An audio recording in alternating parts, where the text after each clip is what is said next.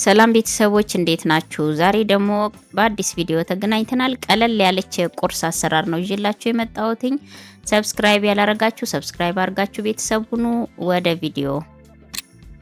ዱቄት አንድ ኩባያ ወይም ደግሞ 3 የሾርባ ማንኪያ ተጠቅሜያለሁ። ጨው ትንሽ ለጣዕም ያክል ተጠቅሜያለሁኝ። ሁለቱን ዱቄቱንና ጨውን ለብ ያለ ውሃ ተጠቅሜ እንደዚህ እበጠብጠዋለሁኝ። እንደዚህ ምንም ጓጓላ ሳይኖረው ቆንጆ አርጋችሁ በጥብጡት። ቀጠን አርጋችሁ በጣም ሳይወፍር ቀጠን ባለ መልኩ ነው መሆን ያለበት። ዘይት ትንሽዬ ዘይት ጨምሬያለሁ። መጥበሻዬን እንደምታዩት ጥጃለሁኝ። መጥበሻዬ ላይ ትንሽዬ ዘይት አደርግበታለሁ ከስር እንዳይዝብን። መጥበሻዬ ሲግልልኝ የበጠበጥነውን ዱቄት በቃ ዱቄትና ጨው ብቻ ነው። ከዛ ዘይት ትንሽዬ በዚህ መልክ እንደምታዩት መጥበሻው ላይ እንደዚህ አስተካክላችሁ ታስቀምጡታላችሁ ማለት ነው። ቂጣው በዚህ መልክ እንዲበስል ይሆናል። እሱ እስኪበስልልን ድረስ የሚጨመሩ ግብአቶችን እንጠቀማለን፣ እናዘጋጃለን። 3 እንቁላል ነው የተጠቀምኩት።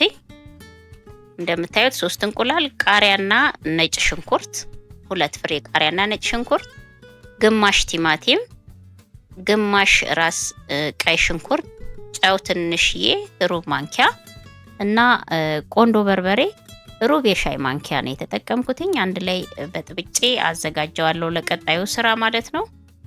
ዳችን እስኪበስልልን ድረስ ይሄንን አዘጋጀውኝ። መታ አርጋችሁ አንድ ላይ ቀላቅላችሁ እንደዚህ አዘጋጅታችሁ ታስቀምጡታላችሁ። አሁን የስረኛው በሰል እያለልኝ ነው ቂጣዬ። እንደምታዩት ይኸው በዚህ መልክ ገለበጥኩት።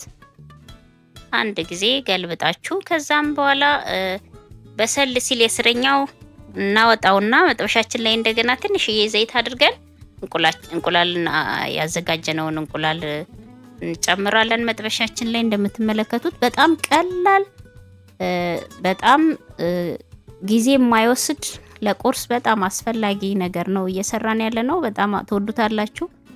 የስረኛው በሰል ሲል እንቁላሉ ቅድም የጋገርነውን ቂጣ ከላይ ቁጭ እናረግበታለን። እንደዚህ በሰል ሲል የላይኛው ደግሞ ቂጣውን በአንድ ሳይድ ስንገለብጠው ይበስላል ማለት ነው። የላይኛው እንቁላል ከስር ያለው እንቁላል ትንሽ መጠጥ ሲል ውሃውን ነው ቂጣውን የጨመርነው። እንደምታዩት የስረኛው ትንሽ በሰል ሲልልን እንቁላሉ እንገለብጥና የላይኛውን ደግሞ ከቂጣው ጋር አብሮ እንዲበስል ማድረግ ይቻላል። በጣም ቀላል ነው አሰራሩም ፈጣን ነው፣ በፍጥነት የሚደርስ ነው። ለቁርስ ቆንጆ አማራጭ ነው።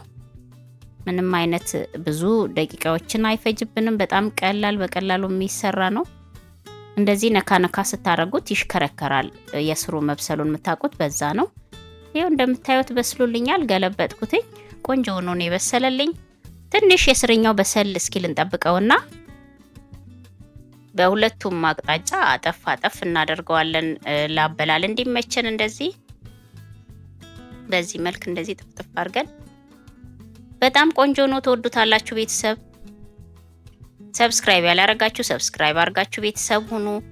ቪዲዮ ከተመቻችሁ ደግሞ ላይክ በማድረግ ቪዲዮ ብዙዎች ዘንድ እንዲደርስ አበረታቱኝ እላለሁ። ማስተካክለው ማሻሽለው ነገር ካለ ደግሞ ኮሜንት ስጡኝ። ደርሷል። የሁላችሁ ቁርሳችን በጣም ቆንጆ፣ እንደምታዩት ቆንጆ የቁርስ አማራጭ ነው። በጣም ተወዱታላችሁ። በዚህ መልክ ደርሶልኛል። ቀምሼ ደግሞ እስኪ አሳያችኋለሁ። በጣም እንደምትወዱት ተስፋ አደርጋለሁ። የሁላችሁ በጣም ይጣፍጣል። አንደኛ ነው። ቀጣይ ቪዲዮ እስክንገናኝ ደግሞ ቻው ቻው።